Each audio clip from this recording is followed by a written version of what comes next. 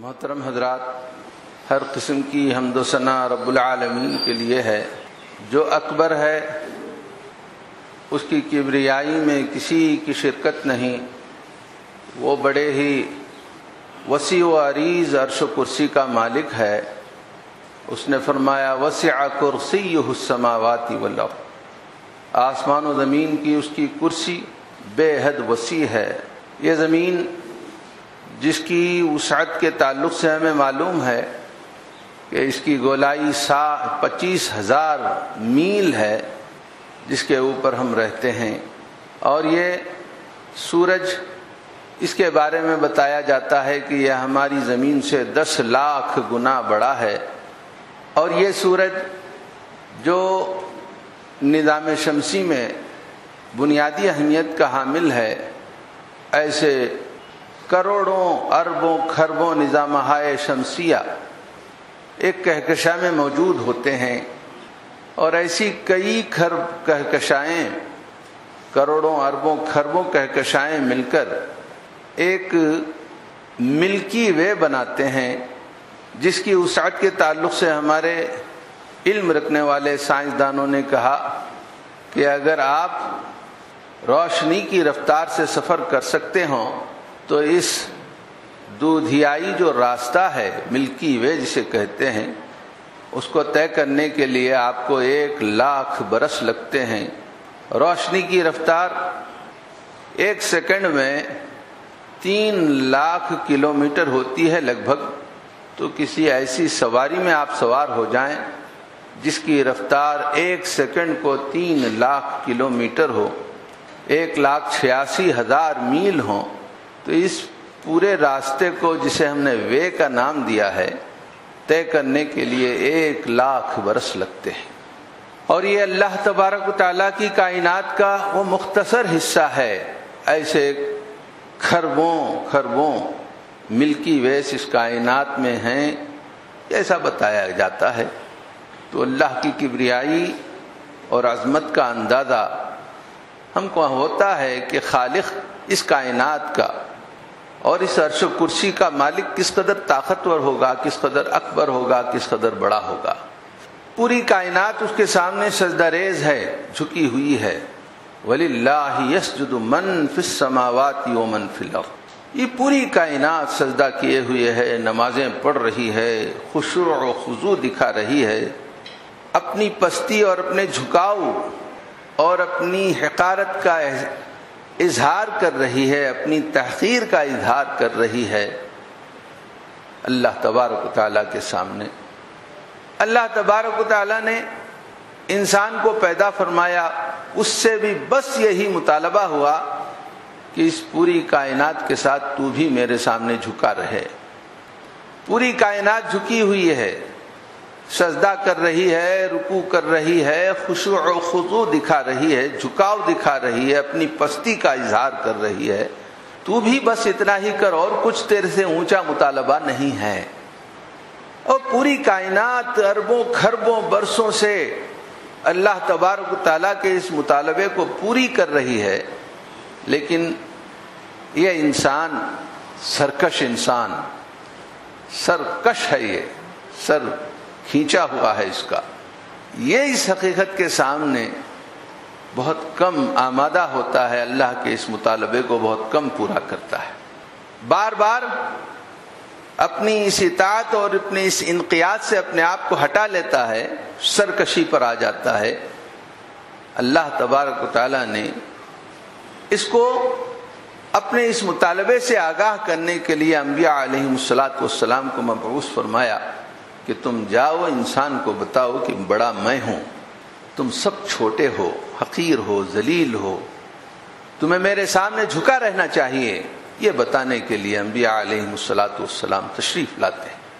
انبیاء علیہم السلام کی بعثت کا مقصد اس سے ہٹ کر اور کچھ نہیں کہ کائنات کا ایک حصہ انسان ساری کائنات سے جڑ کر چلا رہے۔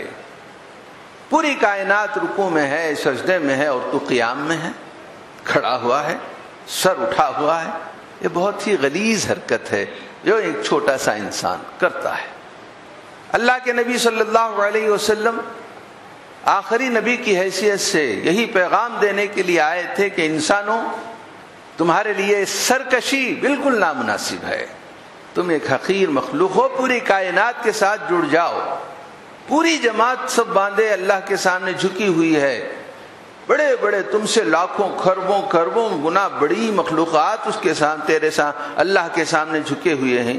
تیرے لیے یہ بالکل نامناسب ہے کہ تو سر کھینچ کے کھڑا ہو. تجھے بھی اس صف میں شامل ہو جانا چاہیے. وَلِلَّهِ يَسْجُدُ مَنْ فِي السَّمَاوَاتِ وَمَنْ فِي الْأَرْضِ وَالشَّمْسُ وَالْقَمَرُ وَالنُّجُومُ وَالشَّجَرُ وَالدَّوَابُ وَكَثِيرٌ مِّنَ النَّاسِ وَكَثِيرٌ حَقَّ عَلَيْهِ الْعَذَابُ وَمَن يُهِنِ اللَّهُ فَمَا لَهُ مِن مُّكْرِمٍ.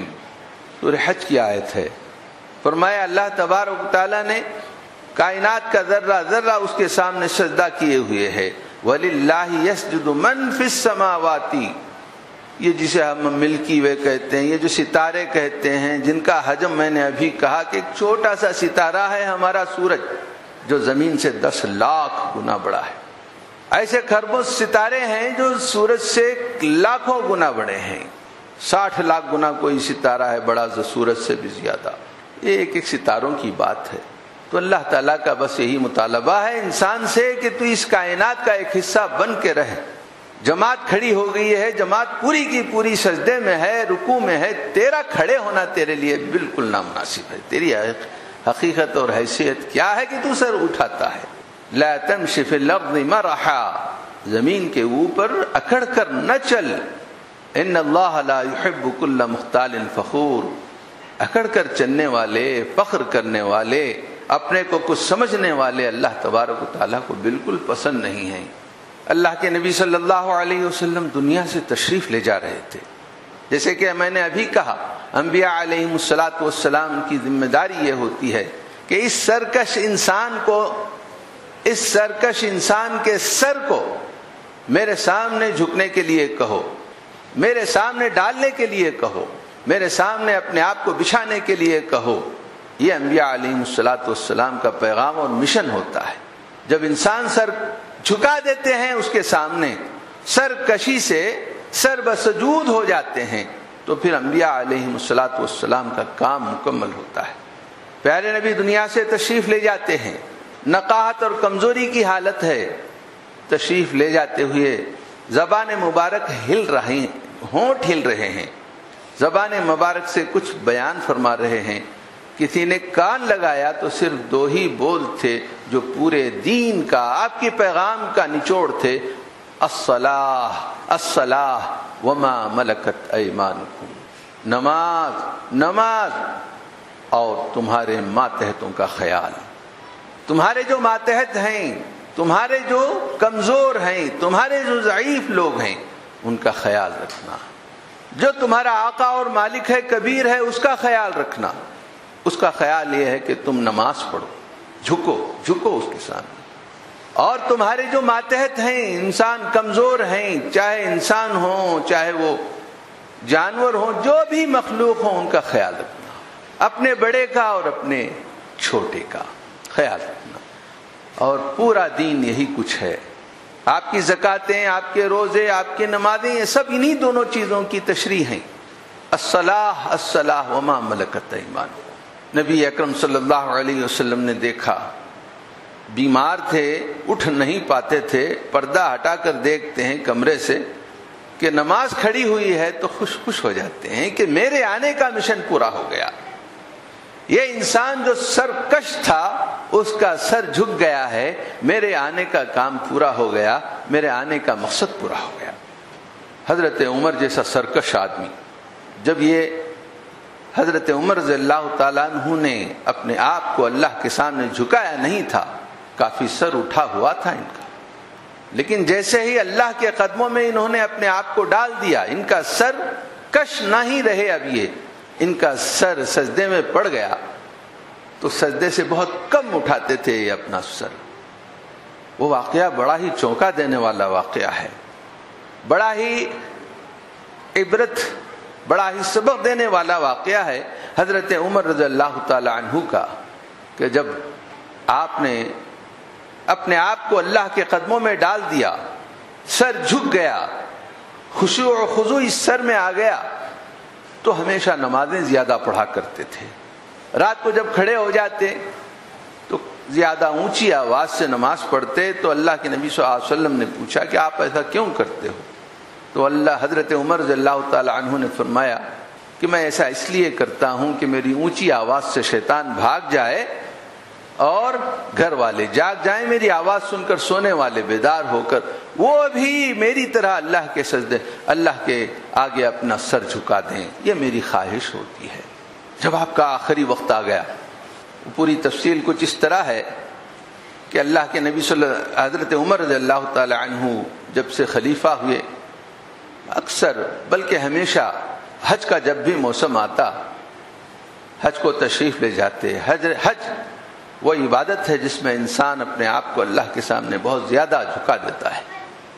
تو حج سے تشریف لائے، ذی الحجہ کا موسم تھا، آپ نے ایک خواب دیکھا جس سے آپ کو احساس ہوا کہ اب میری واپسی کا دم واپسی برسر راہ ہے، واپسی کا وقت آ گیا ہے، مجھے جانا کا وقت آ گیا ہے۔ خواب سے کچھ اشارہ حضرت عمر رضی اللہ تعالیٰ عنہ کو ملا۔ حضرت عمر رضی اللہ تعالیٰ عنہ نے جمعہ کے خطبے میں ارشاد فرمایا کہ اب میری واپسی کا وقت ہونے والا ہے۔ اس وقت کا خطبہ آپ کا بہت ہی طویل خطبہ تھا، اس میں بہت ساری باتیں آپ نے گویا کہ کچھ وصیتیں تھیں جو آپ نے کی۔ اس وقت ایک آدمی حضرت عمر رضی اللہ تعالی عنہ کے پاس آتا ہے، یہ ایک ایرانی غلام تھا جس کا نام ابو لولو فیروز تھا، فیروز ایرانی غلام تھا۔ حضرت عمر رضی اللہ تعالی عنہ کے ہاتھوں ایران فتح ہوا تھا، اس سے ایرانی بہت ناراض تھے، اور یہ غلام مغیرہ بن شعبہ رضی اللہ تعالی عنہ کا غلام تھا۔ غلامی کا مطلب یہ ہوتا ہے کہ آقا کے ذمے ان کے کھانے پانی کا پورا انتظام ہوتا ہے، اس لیے کسی غلام کے ہاتھ میں کوئی ہنر یا فن ہوتا تو اس سے کام کرتا، کچھ بھی کماتا تو اپنے آقا کو کچھ چھوٹی سی رقم وہ دیتا۔ تو مغیرہ بن شعبہ رضی اللہ تعالی عنہ سے روزانہ 2 درہم یعنی 2 روپے لیا کرتے تھے۔ اس کو یہ بات اچھی نہیں لگی، وہ آیا حضرت عمر رضی اللہ تعالی عنہ کے پاس، اپنے آقا کی شکایت کی کہ ایسا ہے کہ میں محنت کر کے کچھ کماتا ہوں، اپنے آقا کو 2 درہم دینے پڑتے ہیں۔ ایک ہوتا ہے دینار سونے کا سکہ، ایک ہوتا ہے چاندی کا سکہ جسے ہم درہم کہتے ہیں۔ دینار سونے کا سکہ، درہم چاندی کا سکہ، یہی اس زمانے میں دونوں چلنے والی کرنسیاں تھیں، اور یہ کم تر سکہ تھا چاندی کا۔ تو حضرت عمر رضی اللہ تعالیٰ عنہ سے اس نے شکایت کی، تو حضرت عمر رضی اللہ عنہ نے بحیثیت امیر المؤمنین کے پوچھا کہ آپ کرتے کیا ہو؟ اس نے کہا کہ میں یہ کام کرتا ہوں، نقاشی کرتا ہوں، بڑھائی کا کام کرتا ہوں، بہت سارے کام کرتا ہوں۔ تو حضرت عمر نے کہا کہ بھائی کافی کچھ کما لیتے ہو آپ، تو 2 درہم آپ کے لیے بہت زیادہ نہیں، آپ دے سکتے ہو اپنے آقا کو۔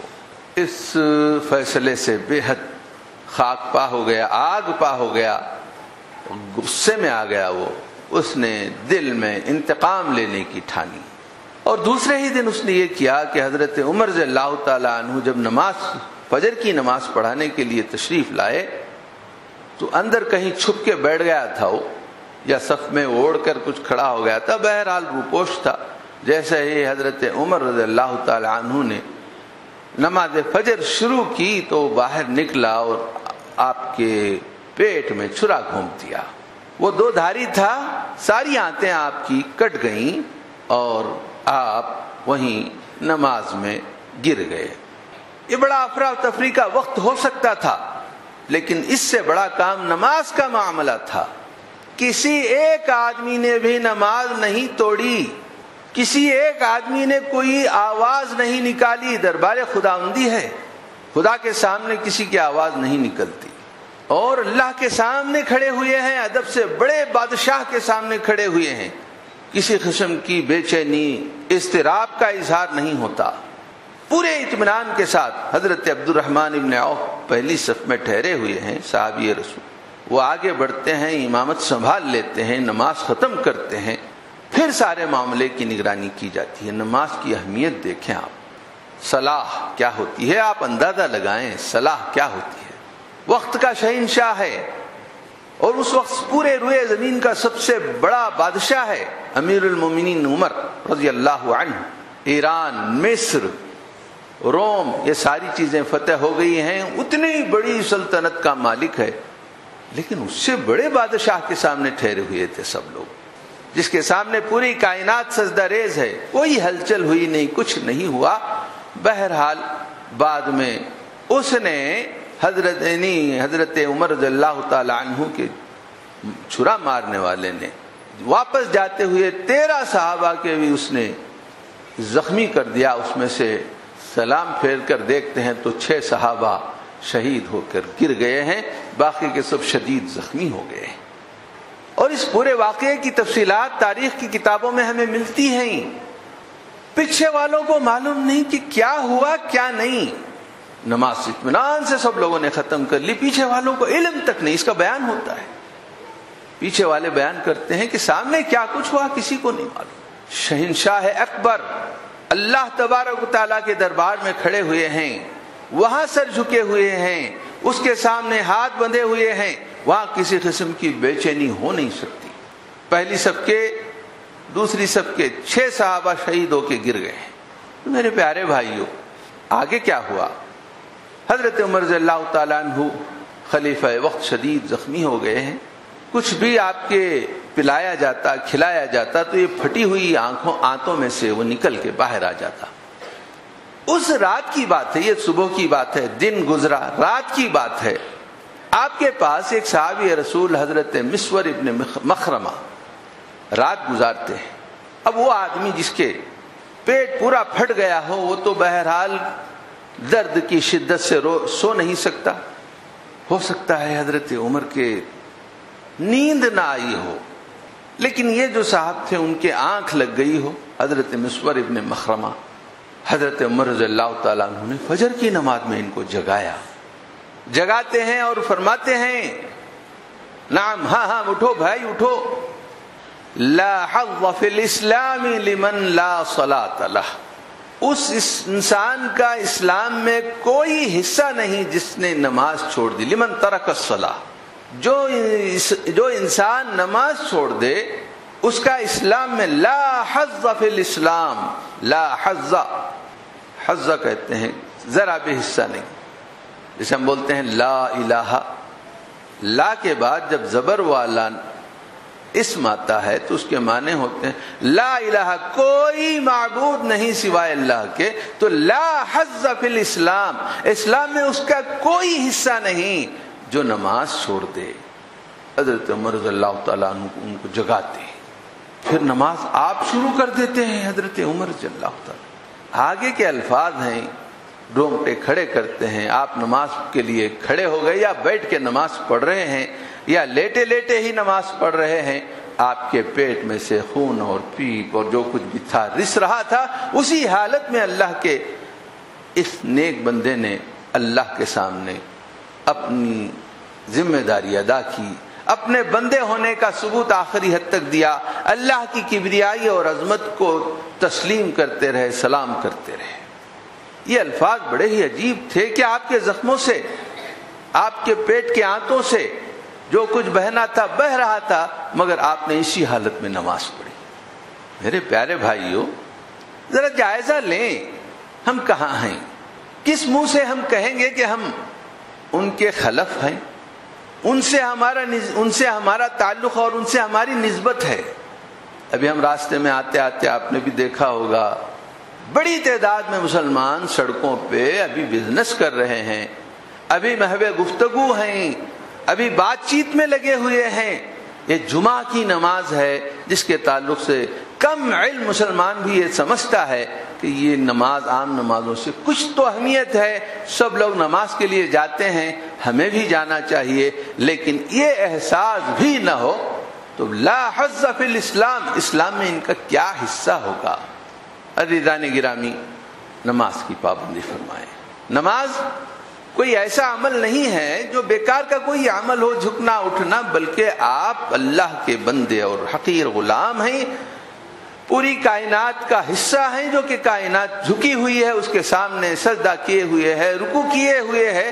مجھے بھی چاہیے کہ ایک حقیر چھوٹی مخلوق ہوتے ہوئے جس کو جزء لا یتجزا کہتے ہیں، اس پوری کائنات کے مقابلے میں یہ 4، 5، 6 فٹ کے قد رکھنے والے انسان کی یہ سرکشی دیکھیں آپ، اس کی حیثیت دیکھیں. ہاں، سر کس قدر بلند ہے، جھکتا نہیں اس کا اپنے آقا کے سامنے. زمین سے 10 لاکھ گنا بڑا سورج سجدہ ریز ہے. کل قد علم صلاته وتسبیحہ، ہر ایک مخلوق اپنی نماز اور اپنی تسبیح اور اپنے سجدوں سے اچھی طرح واقف ہے اور کرتی ہے. لیکن اس انسان کی حیثیت دیکھیے کہ کتنا سرکش ہے. جب کبھی کہا جاتا ہے کہ جھک جاؤ اللہ کے سامنے تو کہتے ہیں کہ ہم نے کیا گناہ کیا. گناہ گاروں کو چاہیے کہ جائیں اس کے سامنے، ہمیں بہت پاک لوگ آئے ہیں، ہمیں ضرورت نہیں. سرکشی کی یہ باتیں. عزیزان گرامی، اللہ تبارک نبی اکرم صلی اللہ علیہ وسلم کا ایک ارشاد ہے، فرماتے ہیں کہ اللہ کا عہد ہے اس انسان کے ساتھ، معاہدہ ہے اس کے انسان کے ساتھ. معاہدہ سمجھتے ہیں آپ؟ اللہ نے وعدہ کیا ہے، عہد کیا ہے، معاہدہ کیا ہے کہ ایک آدمی وضو کرتا ہے، اچھی طرح وضو کرتا ہے، پھر نماز کو آتا ہے، اس کے وقت میں نماز پڑھتا ہے، پھر اتم رکوعہ وخشوعہن، رکوعہن وخشوعہن، نمازوں کی میں جھکتا ہے. رکوع کا تو کیا ہے جھکنا، اپنے اس 1.5 کلو کا سر ہے، اس میں کتنا غرور دیکھیے ایک انسان کا، اس کو نہیں جھکاتا. اتم رکوعہن وسجودہن، حدیث کے الفاظ ہیں، میں پڑھ کے سناتا ہوں آپ کو. اللہ کے نبی صلی اللہ علیہ وسلم نے ارشاد فرمایا، 5 صلوات، 5 نمازیں ہیں، افترضہن، اللہ تبارک و تعالیٰ نے ان کو فرض کیا ہے اور وقت میں فرض کیا ہے. ان 5 نمازوں کو اگر ایک آدمی وقت پر ادا کرتا ہے، اچھی طرح وضو کرتا ہے، تو اللہ کا عہد ہے کہ اللہ تعالیٰ اس کو معاف کر دے. وعدہ کرتا ہے، عہد کرتا ہے، معاہدہ کرتا ہے، اللہ تبارک و تعالیٰ اس کو معاف کر دے گا. معاف کرے گا ہی، کیونکہ جس مقصد کے تحت انسان پیدا ہوا ہے، رکوع کے لیے پیدا ہوا ہے، خشوع و خضوع اور سجود کے لیے پیدا ہوا ہے، جھکنے کے لیے پیدا ہوا ہے، یہ جھکا رہا تو اللہ تبارک و تعالیٰ کو اور کیا چاہیے ایک بندے سے. اس نے میری کبریائی کو مان لیا. اللہ کا معاہدہ ہے، عہد ہے کہ اللہ تبارک و تعالیٰ اس بندے کو معاف کر دے اور جنت میں پہنچا دے. کیونکہ نبی کریم صلی اللہ علیہ وسلم نے فرمایا، بچے بھی پڑھتے ہیں یہ حدیث، الصلاۃ مفتاح الجنہ. بچوں کو یاد دلاتے ہیں اساتذہ، چھوٹی چھوٹی حدیثیں، 40 حدیثیں. الصلاۃ مفتاح الجنہ ومفتاح الصلاۃ الوضوء. جنت کی چابی، جنت سمجھیے کہ ایک بہت بڑا باغیچہ ہے، اس کا ایک بہت بڑا گیٹ ہے، مین گیٹ ہے، اس گیٹ کو ایک تالا لگا ہوا ہے اور وہ تالا کھلتا ہے اس چابی سے. نماز جسے ہم کہتے ہیں، اور جس کے پاس یہ نہ ہو، اس کے پاس اس کی چابی نہیں، اب باغیچے میں داخل کیسے ہوگا؟ الصلاۃ مفتاح الجنہ، جنت کی چابی نماز ہے اور نماز کی چابی وضو ہے. یہ بات نبی کریم صلی اللہ علیہ وسلم نے ارشاد فرمائی. میں نے واقعہ آپ سے پہلے بھی بیان کیا ہے کہ اللہ کے نبی صلی اللہ علیہ وسلم ایک مرتبہ خیبر سے تشریف لا رہے ہیں. خیبر مدینے سے ذرا دور ایک علاقے کا نام ہے، وہاں سے تشریف لا رہے ہیں. آپ کے ساتھ 2 چھوٹے بچے تھے، شاید لاوارث تھے یا کیا تھے. حضرت علی رضی اللہ تعالیٰ عنہ نے اللہ کے نبی صلی اللہ علیہ وسلم کو دیکھا کہ بچوں کو لے کے آ رہے ہیں، تو حضرت علی رضی اللہ تعالیٰ عنہ نے درخواست کی کہ اللہ کے رسول، ان دونوں میں سے ایک لڑکے کو میرے حوالے کر دیں، میری خدمت کرے گا، میرے گھر کے چھوٹے موٹے کام کرے گا. تو اللہ کے نبی صلی اللہ علیہ وسلم نے فرمایا کہ ان دونوں میں سے کس کو چاہتے ہو لے لو. حضرت علی رضی اللہ تعالیٰ عنہ نے فرمایا کہ آپ ہی کسی ایک کو مجھے دے دیں اپنی طرف پر. تو نبی کریم صلی اللہ علیہ وسلم نے فرمایا ایک لڑکے کو کہ یہ آپ اپنی خدمت کے لیے لے جاؤ اس بچے کو، لیکن یاد رکھنا کبھی اس بچے پر ہاتھ نہ اٹھانا، کبھی نہیں مارنا. لا تضرب، دلیل کیوں نہ مارا، کیوں نہ مارے؟ بچہ ہے، شرارت کرے گا، کچھ گھر میں توڑ پھوڑ مچائے گا، تعدیبی طور پر، تو اس کو سزا دینی چاہیے، کیوں نہ مارا جائے. نبی کریم صلی اللہ علیہ وسلم نے فرمایا خیبر سے آتے ہوئے میں نے راستے میں اس کو نماز پڑھتے دیکھا ہے، اور اللہ تعالیٰ نے مجھے منع کیا ہے کہ نماز پڑھنے والے کو مارا جائے۔ اس جملے کو نوٹ کر لیں آپ۔ لیکن آج دیکھیں آپ، مسجدیں میدان جنگ بنی ہوئی ہیں، اکھاڑے بنے ہوئے ہیں، مسلکی تشدد، جماعتی عصبیت، ایک دوسرے کو مساجد سے دور کیا جاتا ہے۔